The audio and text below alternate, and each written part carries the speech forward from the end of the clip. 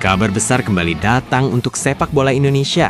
Dan kali ini benar-benar bikin semangat Garuda membara. Nama Pascal Struijk mendadak jadi sorotan setelah dikabarkan resmi masuk dalam proses untuk memperkuat timnas Indonesia. Bek tangguh yang saat ini bermain di level kompetisi tinggi Eropa itu direkomendasikan langsung oleh pelatih kepala John Herdman yang melihat kualitas dan pengalaman Struijk sebagai aset penting untuk memperkuat lini pertahanan skuad Garuda.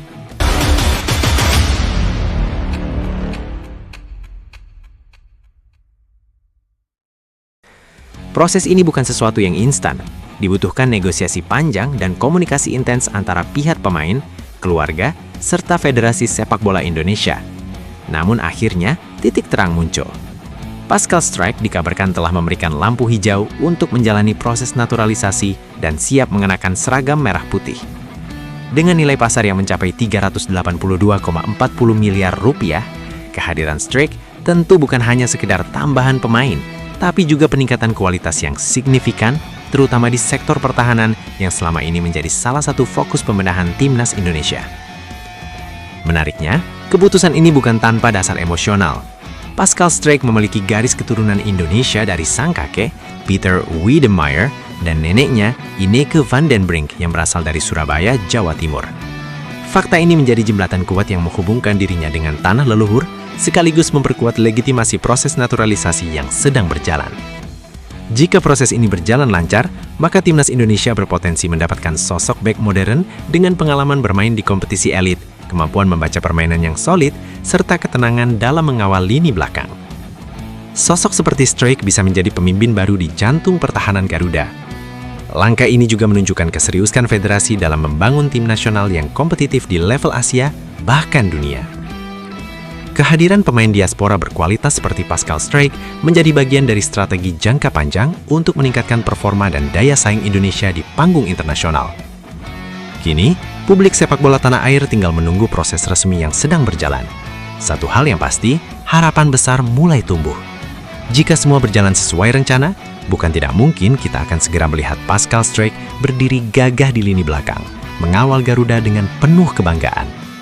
Apakah ini akan menjadi awal era baru pertahanan timnas Indonesia? Kita tunggu saja momen bersejarah itu.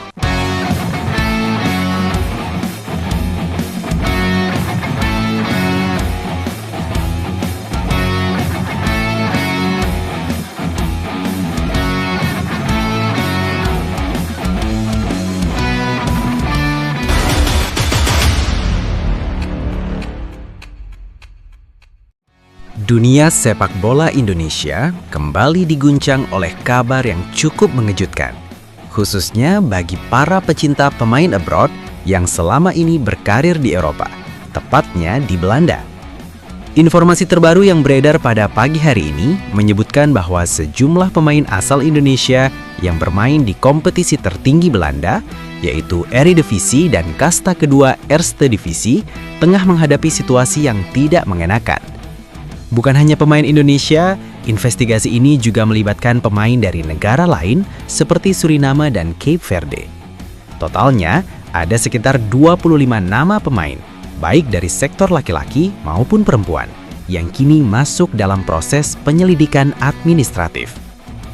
Isu utama yang sedang disorot adalah terkait proses work permit atau izin kerja, serta penyesuaian standar gaji yang berlaku di Belanda. Seperti yang diketahui, regulasi ketenaga kerjaan di Eropa, khususnya di Belanda, memiliki aturan yang cukup ketat, terutama bagi pemain non-Uni Eropa. Dalam konteks ini, Federasi Sepak Bola Belanda, yaitu KNVB, mengambil langkah serius untuk memastikan seluruh pemain yang berkompetisi berada dalam status administratif yang sah dan sesuai regulasi.